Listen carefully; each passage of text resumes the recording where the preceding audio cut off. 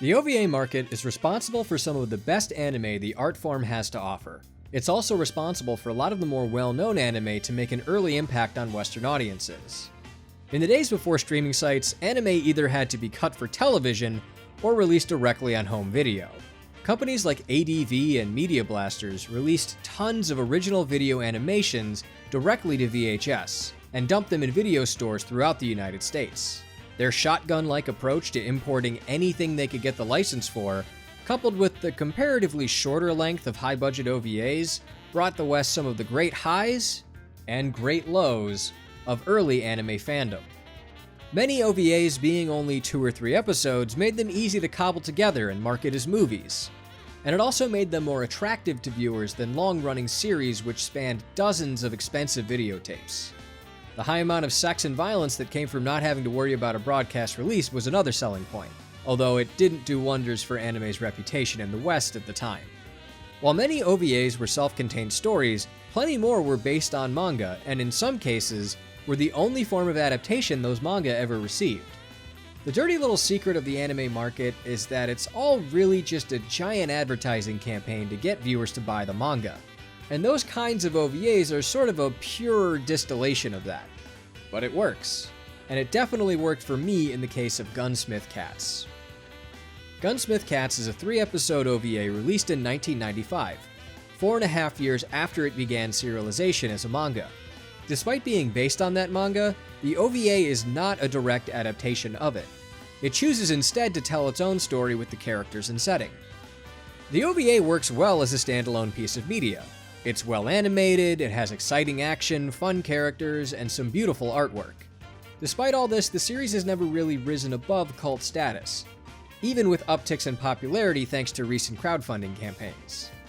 I think that's a damn shame, and that's why I'm here to tell you why you should first check out the OVA, and then why you should read the fucking manga.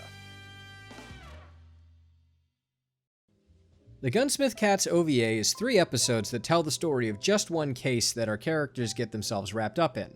At about a half an hour each, they form something akin to a kind of movie. Episode 1 opens with a slow zoom on the city of Chicago. If you didn't recognize the Hancock building or you blinked and missed the Chicago theater sign, don't worry. The I Am an American billboard will tell you that you're in the great US of A, just as the L passes by a Chicago hotel. We see a young girl using a payphone to call a man inside the hotel, while a dark-skinned woman with sunglasses waits in her Shelby Cobra GT500. The man gets spooked when the call from a supposedly wrong number contains sounds from the L train outside, and he grabs a sawed-off shotgun as the 2 girls enter the building.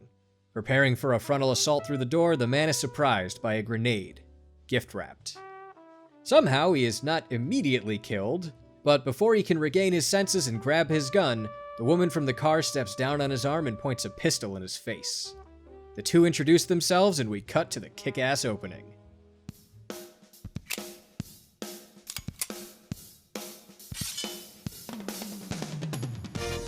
These 2 women are Raleigh Vincent and Minnie Mae Hopkins, a pair of hot young bounty hunters. They put their lives on the line tracking down small-time crooks and master criminals alike.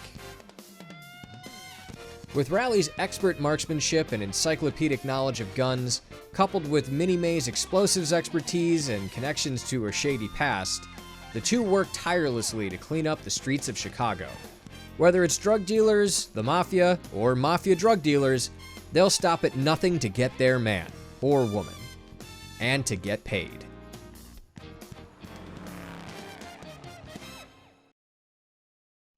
In the first scene after the opening, we see Raleigh working in her gun shop, the awkwardly named Gunsmith Cats. Raleigh's working the counter, and it's clear that she has a great deal of firearms expertise.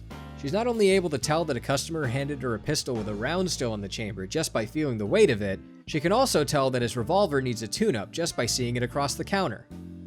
The customer mentions that he's a police officer, and he was referred by Roy Coleman, Raleigh's longtime friend on the force. After the first man leaves, another man comes in, this time a little more important than a random off-duty cop.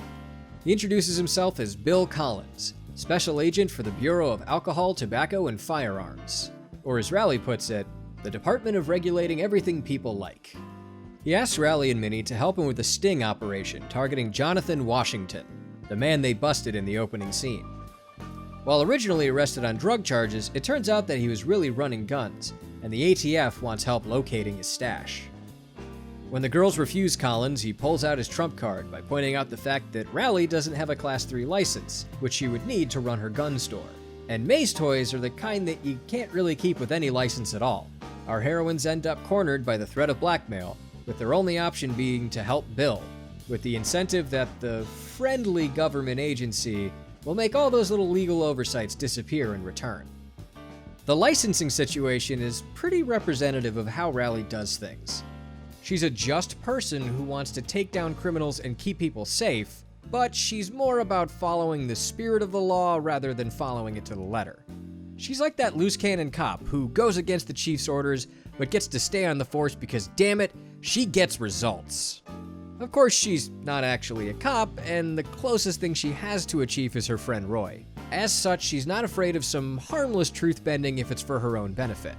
In the manga, we learn that Rally's been lying about her age, claiming to be 21 rather than 19 so she can open a gun shop in the first place. Even her name is fake. Rally is a pseudonym adopted when she became a bounty hunter so that her clients wouldn't immediately realize she's a woman and decide not to work with her. Now I know what you're thinking, that makes no sense, but it actually does with a little more context. While most fans and even the official translations refer to our main heroine as Rally Vincent, this is not exactly correct. Rally's name in Japanese would be Rari, and thanks to the lack of distinction between R's and L's in the Japanese language, this can be localized as Rally or Larry, and I guess also Rary and Lally. The creator, Kenichi Sonata himself, actually corrected people using the quote-unquote official translation at an Anime America panel in 1993. If you're paying attention while watching the OVA, you can even see her ATF file correctly give her first name as Larry. It also gives her nickname as the Thumb Snap Larry, which is hilarious. With this in mind, the choice makes sense because when you hear the name Larry Vincent, it gives you the vibe that you're hiring some overweight guy in a trench coat with 5 o'clock shadow, not some hot young woman who could outshoot that imaginary gumshoe with both her eyes closed. So with all that said, am I going to do the correct thing and spend the rest of this video calling her Larry? No, because I think calling her Larry feels weird. And because I think Rally is a better sounding name. Maybe if she went with something unisex like Terry or Jesse, I might be a little bit more on board. But as it stands, it's just kind of the awkward result of bad translation and cultural disconnect.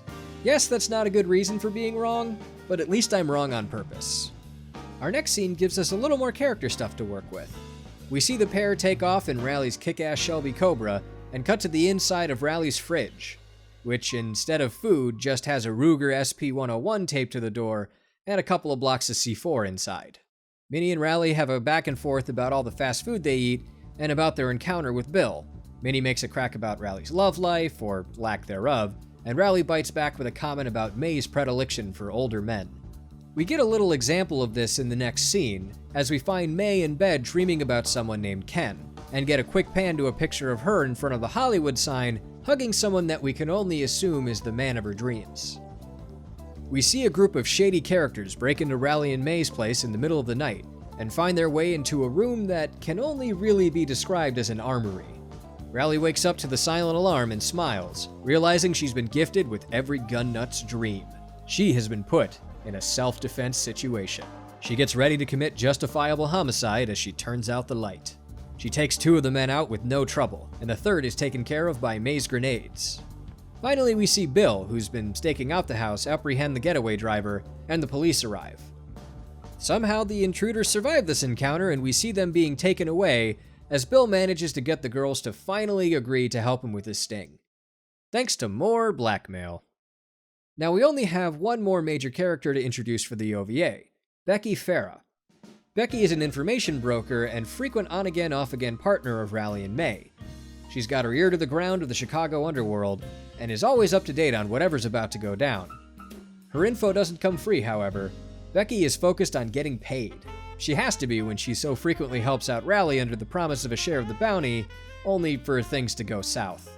OVA Becky is a lot more cooperative than her manga counterpart. She's still a bit insistent early on about being paid, but beyond that she spends most of the time being a team player. For the first episode, she's mostly just along for the ride as an unwitting chaperone for Minnie-May, while Rally goes into a shady warehouse to carry out a deal with Washington. When the deal goes sideways, as these things so often do, and Rally ends up having to rescue Bill and shoot it out with Washington's goons, Becky does the smart thing and stays in the car. But Becky gets to be a little more useful in the second episode, as the plot begins to thicken. We find Washington in custody of the ATF at the start of the episode, being visited by Rally and May. He tries to tell them that he's in great danger, and that he knows too much. He tries to tell them that the ATF is not to be trusted, but he's unable to sway our protagonists, succeeding only in slipping them a watch to give to his daughter. Rally and May try to deliver the watch, only to find out that the address he gave them was a fake. Becky's contribution is realizing that Washington was actually giving them a clue, and that said clue is actually a passcode to get to a secret page on the internet. While disguised as a porn site, it's actually a list of weapons seized by the ATF and where they're being kept. Elsewhere, we witness a Russian assassin come for Washington, easily accessing the safe house with a card key and killing him with little resistance. Later, we see the same killer going to a safe house of their own. And while it's not made explicit until later, the fact that they use the same keycard demonstrates that this too belongs to the ATF. Between these two revelations, it's pretty clear that Washington was right, and that someone inside the ATF is corrupt and willing to kill to protect themselves. The assassin, we learn, is a Russian named Radinov, former Spetsnaz, now a hired killer. She uses this cool shark knife thing to take down her targets, although it does seem kind of impractical. Now that she's dealt with her current target, her next are Rally and May. She gets the jump on them when they're investigating one of the aforementioned ATF warehouses full of seized weapons, and ends up racing back to Chicago with May as her captive and Rally and Becky in hot pursuit. The ensuing car chase is one of the highlights of the OVA, full of solid action, great animation, and some jazzy music. The music, in fact, may also be diegetic, thanks to some kind of routine that Rally and May have been practicing, using the beats or tempo to achieve perfect synchronicity together, which is awkwardly shoehorned earlier in the episode so that they can pretend it was properly set up when it pops up 5 minutes later. It's not something that ever happens outside of this episode of the OVA, so it feels a little weird to me. But conveniently, it works out perfectly and helps May escape from Radinov just in time, as she's caught from the hood of Rally's Cobra in a stunt that I'm sure definitely would not kill someone in real life. It's okay though, because the rule of cool prevails, and man, this is cool. The final episode of the OVA is much more slow-paced, especially when you compare it to the car chase in episode 2. We finally get introduced to Roy Coleman, and there's brief appearances by Kate and Roy's partner, who are also minor characters in the manga. Roy is not happy about Rally being involved in a car chase on the highway, but she also apparently took out a dangerous criminal, so instead of jail time, she's getting a medal. When she and May are on stage receiving the award from an Illinois state senator leading a crusade against guns, she is attacked by the still-alive Radinov, and we end up with our heroines having a final showdown in the Art Institute of all places. But don't worry, the building is apparently under construction, which I guess means that all of the priceless artwork has been moved somewhere else. Eventually, the good guys prevail, and the corrupt officials behind it all are exposed. Bill, who has totally been doing stuff the last 2 episodes that I've just kind of been ignoring, gets to fill the role of Al Powell as Radinov pulls a Carl from the end of Die Hard, giving Rally the opening to pump Radinov full of a magazine worth of 9mm self-defense justice. Rally ends our story by remarking that you have to be tough to survive in this town, and we pan up to a shot of the Chicago skyline.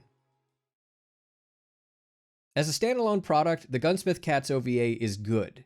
It has fun, likable characters, an exciting story, and none of that going a bit too far stuff that some other OVAs of the time had that puts a lot of audiences off. The show looks great. I've always preferred the character designs of the 80s and 90s to more recent series, plus the more detailed shading and darker color palette you tend to see in older cell animated series really appeals to me more than the modern digital art.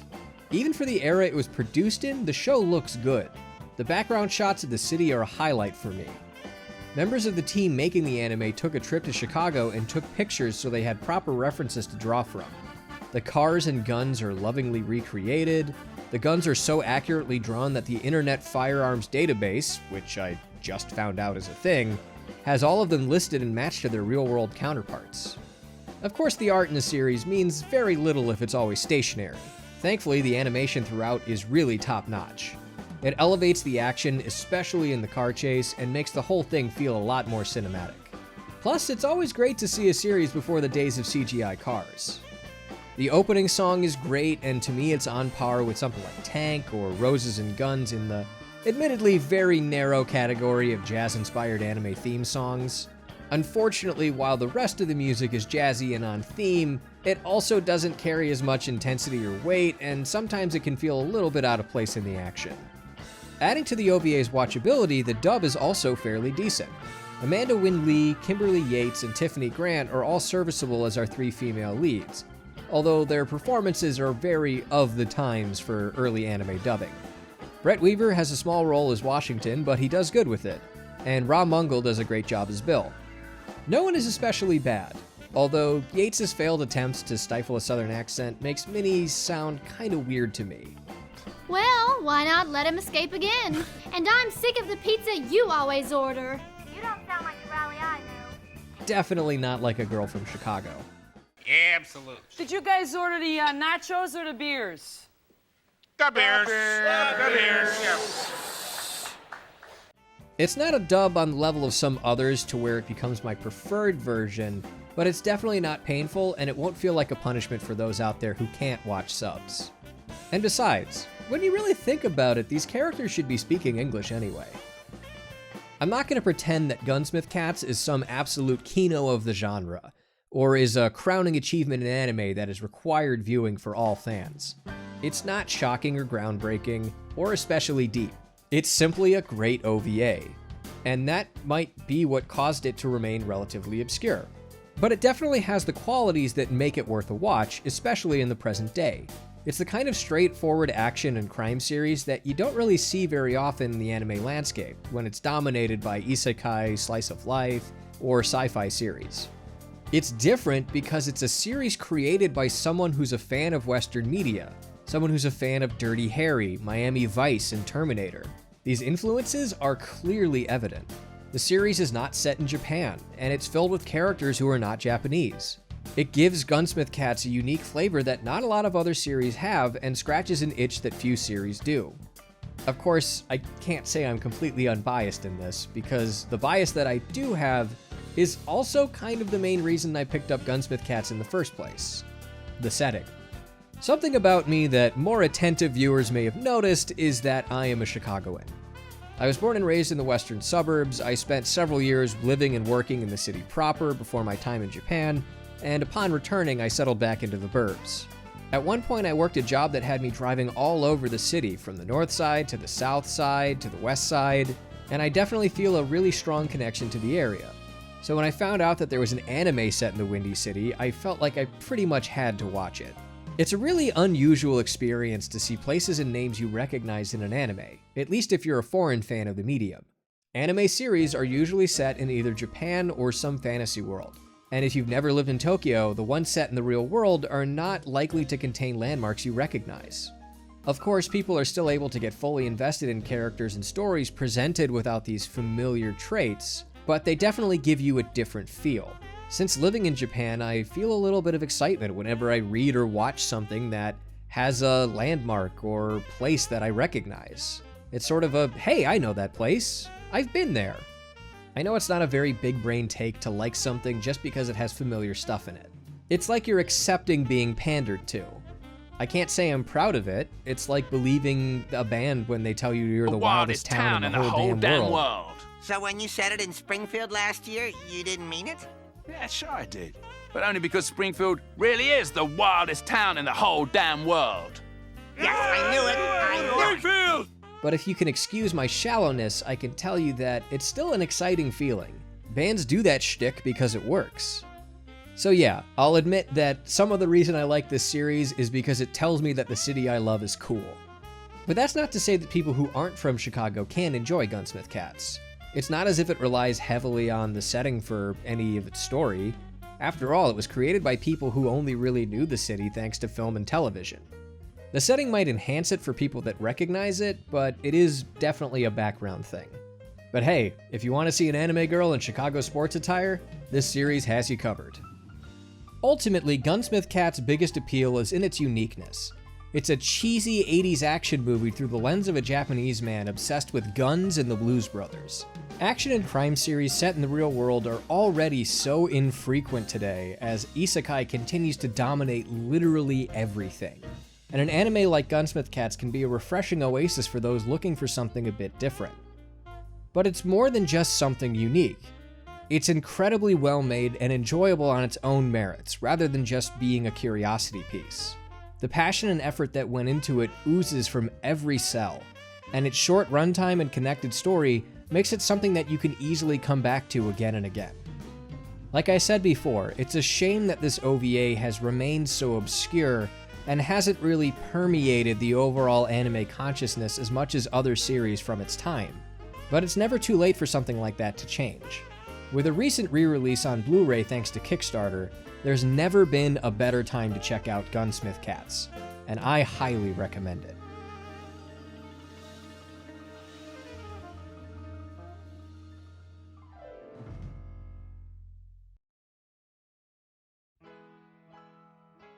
Hoo boy, it has been a long time since I uploaded a video. So first off, I'd like to apologize for that. And second, I want to say thank you so much for watching this video through to the end. I started working on this video, and by started working on it, I mean reading the manga, getting the script written, about 3 years ago. In the time since I started this video, I moved in with a woman, married that woman, had a baby with that woman, and now I'm on parental leave, and that's really the only reason I've had the time to really buckle down and get this done. My work schedule on this video has been a lot of working on it a lot for a week or two at a time, and then just stepping away from it for months. And it's not just the getting married and starting a family thing. I've had other stuff in my life come up, and other things in the world come up, as anyone who's lived through the last 3 years I'm sure has noticed. Going forward, I really want my workflow to be smoother. I want to not have these giant gaps, but I'm also a dad now, so I can't really make any huge promises because that makes everything extremely chaotic. This video has kind of been an albatross around my neck. The longer the gap between videos got, the more it felt like whatever I came back with needed to be something big, something worth waiting for. I've had other videos that I've started and never finished because the topic stopped being relevant, a lot of other ideas that I've wanted to work on, and everything kept getting pushed to the side because I really felt like I needed to finish this video before I could start on anything else. As you can probably tell, this is part 1. Part 2 is going to focus more on the manga, sort of like my Negima video, but part 2 is already finished. It's going to be uploaded sometime this week. Lastly, I want to just give a big thank you to everyone that subscribed, watched my videos, commented. I haven't really uploaded anything in a long time, and it kind of looks like the channel is dead or abandoned. So the fact that people are still willing to watch my videos, subscribe to my channel, and that I've seen any growth at all when I'm sure the YouTube algorithm doesn't want to show any of this to anybody. And I know they say don't read the comments, but I'm a small channel. I don't get very many comments to begin with, and I'm still in that nice small window where people are just kind of nice and supportive, and you don't get a lot of like the really angry hate comments. So I read all of them, and all the ones of people being supportive and positive and saying nice things about the videos, or even just saying that they really like the series that I'm talking about and they're glad that somebody's making videos on it. All of that has really been what's kept me going and given me the drive to keep coming back to this video and working on it and get it done despite all of the things that have gotten in the way. So once again, thank you so much for your patience. I promise the next one will not take this long. And most of all, just thank you so much for watching this video, and I'll see you next time.